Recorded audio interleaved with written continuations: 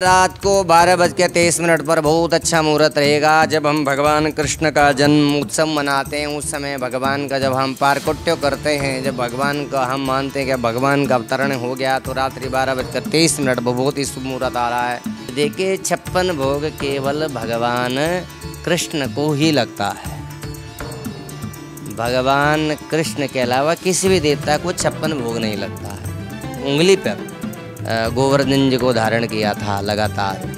जब उन्होंने उठा लिया, सारे ब्रजवासियों की रक्षा कर ली, तो तब भगवान का जो वो 7 दिन का जो पदार्थ था 8 बार रोज का, तो 8 सते 56। इसमें ज़रूरी है कि सिर्फ मतलब दूध से बने हुए भोग लगाने हैं या कोई भी तरीके के भोग लगा सकते हैं? जैसे आजकल कुछ लोग केक भी ऐड करते हैं, बहुत सारी चीज़ें ऐसी ऐड कर लेते हैं।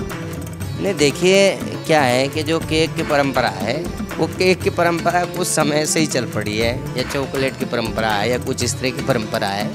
ये हमारे पुरातन संस्कृति का हिस्सा नहीं है। जो इस्कॉन टेम्पल है और जो दूसरे राधा कृष्ण मंदिर है, इन दोनों में अंतर क्या है और दोनों की मान्यताएं क्या है? क्योंकि आजकल हम देख पा रहे हैं कि लोग इस्कॉन टेम्पल की तरफ ज़्यादा आकर्षित हो रहे हैं, तो ऐसा क्यों है? देखिए बहुत अधिक कहना तो विवाद का विषय है, लेकिन उन पर भी कई बार इस तरह की चीज़ें उठी हैं कि वो हमारे सनातन के साथ मिलकर नहीं चलते हैं। सनातन का जो एक विधान है। नंद के आनंद भयो जय कन्हैया लाल की। आप सभी को श्री कृष्ण जन्माष्टमी की बहुत बहुत शुभकामनाएं। और आप लोग ये सोच रहे होंगे कि आज हम लोग लेट हो गए हैं आपको श्री कृष्ण जन्माष्टमी के बारे में बताने के लिए, लेकिन आज जो हम क्वेश्चंस लेकर आए हैं वो आज आप जो देखेंगे उसमें शाम को क्या आपको पूजा विधि करनी है, क्या क्या होने वाला है, वो सब आपको इस वीडियो में पता चलने वाला है। लेकिन जो लोग नए हैं और जो लोग हमें देख रहे हैं वो पहले हमारे चैनल को फॉलो कर ले जिन्होंने नहीं किया है, ताकि वो ऐसे ही इंटरेस्टिंग वीडियोस लगातार देखते रहें और आचार्य रजनीश शास्त्री जी से भी जुड़े रहें। सर सबसे पहले तो आचार्य जी, सबसे पहले तो स्वागत है आपका हमारे चैनल द न्यूज़ वाला नेटवर्क में। जी धन्यवाद। और द न्यूज़ वाला के जो भी दर्शक हमें देख पा रहे हैं सभी को जय श्री कृष्ण। आचार्य जी, आज कृष्ण जन्माष्टमी है और जो लोग कान्हा जी को मानते हैं, श्री कृष्ण को मानते हैं, उनके लिए तो बहुत बड़ा दिन है। तो आज क्या हम ऐसा करें कि कान्हा जी को प्रसन्न कर लें? वसुदेव सुतम देवम कंस चाणूरमर्दनम देवकी परमानंदम कृष्णम वंदे जगद्गुरु। देखिए भगवान को करना कुछ नहीं है अधिक, केवल प्रेम करना है, जो एक हमारा स्वाभाविक कर्म है जो हम करते हैं। कि हम पदार्थों का भोग तो भगवान को लगाते हैं, लेकिन प्रेम संसारियों से करते हैं, जबकि होना चाहिए इसके बिल्कुल विपरीत। प्रेम करना चाहिए भगवान से और पदार्थ खिलाने चाहिए दुनिया वालों को, जो पदार्थों से प्रसन्न होते हैं। भगवान आपके पदार्थों से प्रसन्न नहीं होते हैं, भगवान आपके प्रेम से प्रसन्न होते हैं। तो भाव से, प्रेम से भगवान का भजन करना है, उनका स्मरण करना है और हर्षित होना है, पुलकित होना है। इसे उत्सव के रूप में मनाना है। श्री कृष्ण जन्माष्टमी सभी के लिए कल्याणकारी हो, ऐसी कामना करते हैं। और भगवान कृष्ण भक्त रक्षार्थ बार बार इस धरा पर जन्म लेते हैं, अवतरित होते हैं, तो निश्चित रूप से जो भी भगवान श्री कृष्ण का गुणगान करता है उसका कल्याण होता है। आचार्य जी, हर बार ऐसा देखा जाता है कि कृष्ण जन्माष्टमी 2 दिन की होती है, लेकिन इस बार 1 दिन की ही क्यों है? ऐसा क्या चेंजेस आए हैं? देखिए मैं सबसे पहले सारे दर्शकों को ये भी बता दूं कि बहुत सारे लोग कई बार कुछ चीज़ों में कई बार प्रश्न चिन्ह लगाते हैं कि हर त्यौहार 2 हो रहे हैं, ऐसा हो रहा है। देखिए बहुत सारी चीज़ों में हम स्वयं अनभिज्ञ रहते हैं। जो लोग हम देख पा रहे हैं या हम लोग सुनते हैं, हम कहते हैं ये कि होनी चाहिए। मैं आपको बता दूं, हमारे यहाँ वैष्णव, स्मार्त, शैव, गाणपत्य ये संप्रदाय हैं सनातन के अंदर। जो भगवान शिव को मानने वाले हैं शैव हैं, भगवान विष्णु को मानने वाले जिन्होंने गृहस्थ धर्म का त्याग कर लिया वो वैष्णव हैं।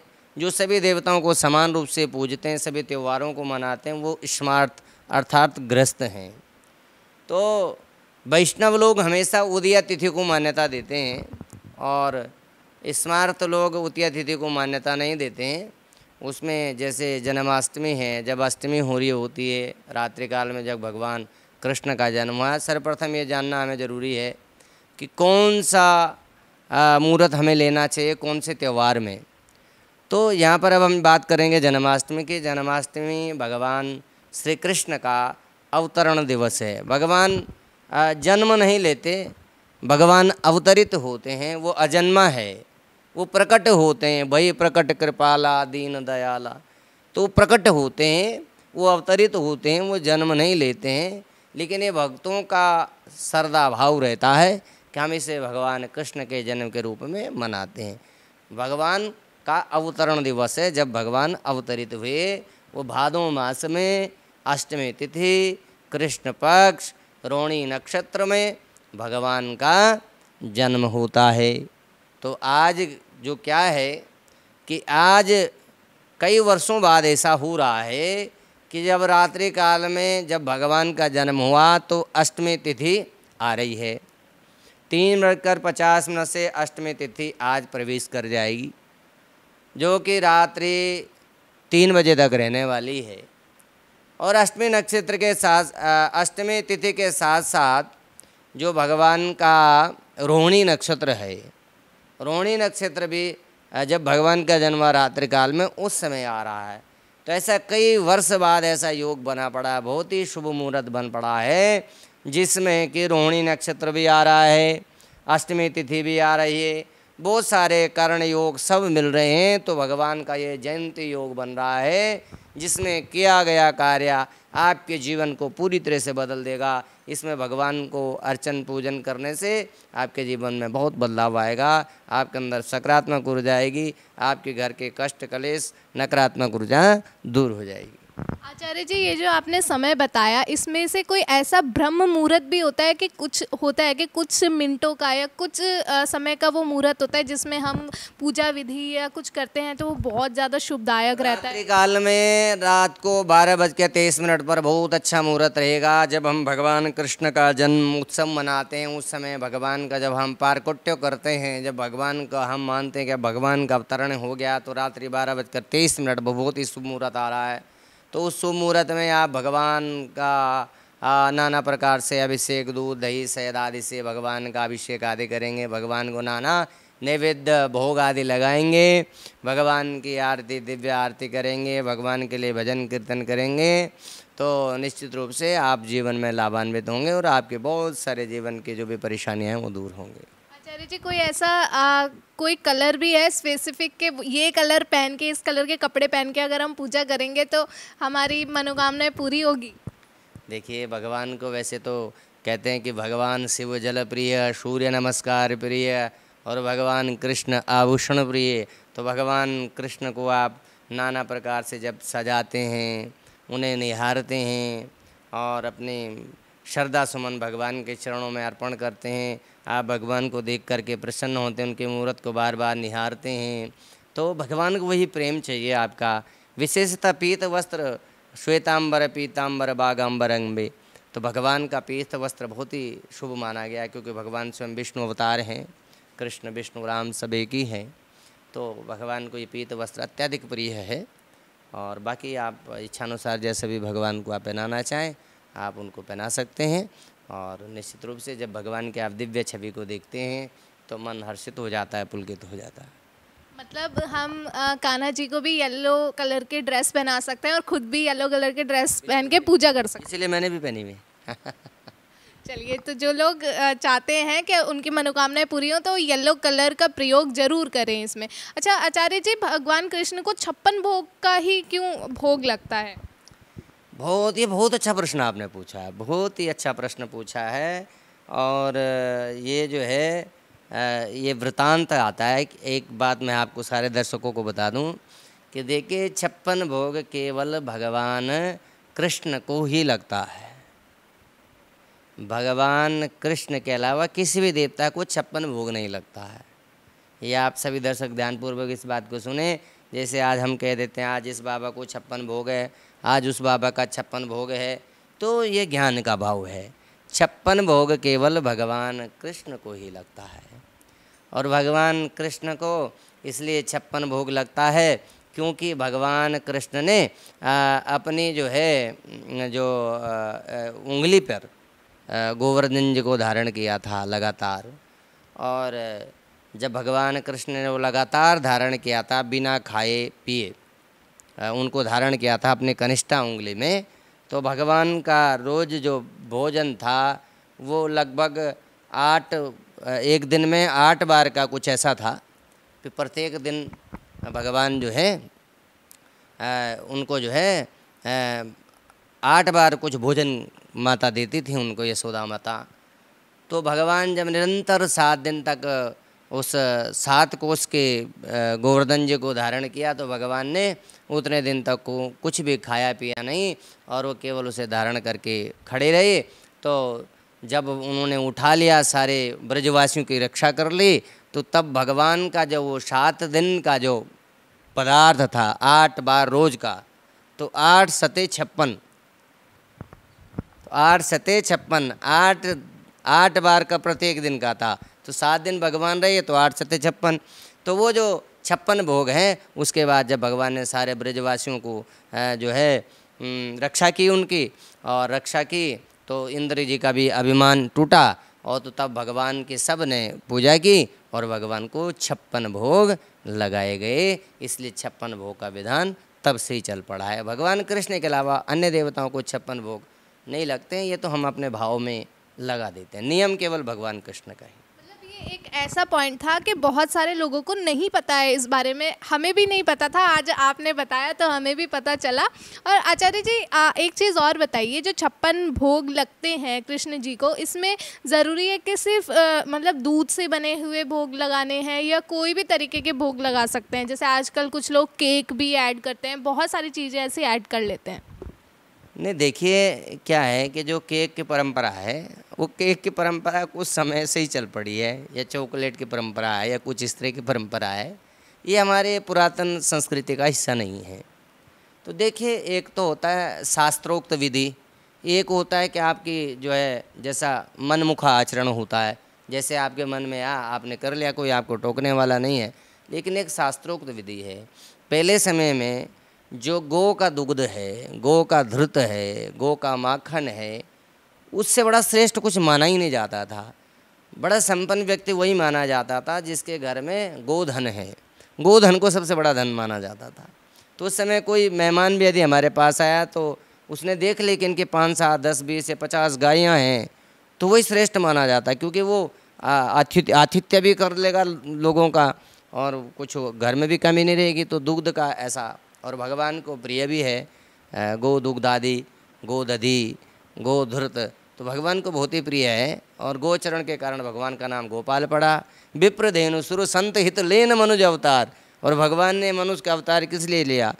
विप्रधेनु सुर संत हित, गो हो, ब्राह्मण हो, संत जन हो, इनके रक्षार्थ। क्योंकि जब जब पाप का वो बढ़ता है तो सबसे पहले इन्हों पे, इन चीज़ों पे इफ़ेक्ट पड़ता है, चाहे वो संतों पे हो, चाहे हमारे ब्राह्मण वर्ग है उन पे है, या गौ माता पे है, उन पे जो है असर पड़ता है। सबसे पहले इफेक्ट उन पे ही पड़ता है। तो भगवान स्वयं कहते हैं विप्रधेनु सुर संत हित लेन मनुज अवतार।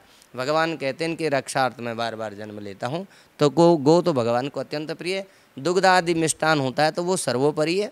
अन्य पदार्थ भी आप फल आदि भी ले सकते हैं उसमें, और अन्य मिठाइयाँ भी ले सकते हैं, ऐसा नहीं, लेकिन वो भगवान को अति प्रिय है। आचार्य जी, आजकल ऐसा भी देखा गया, जो इस्कॉन टेम्पल है और जो दूसरे राधा कृष्ण मंदिर है, इन दोनों में अंतर क्या है और दोनों की मान्यताएं क्या है? क्योंकि आजकल हम देख पा रहे हैं कि लोग इस्कॉन टेम्पल की तरफ ज़्यादा आकर्षित हो रहे हैं, तो ऐसा क्यों है?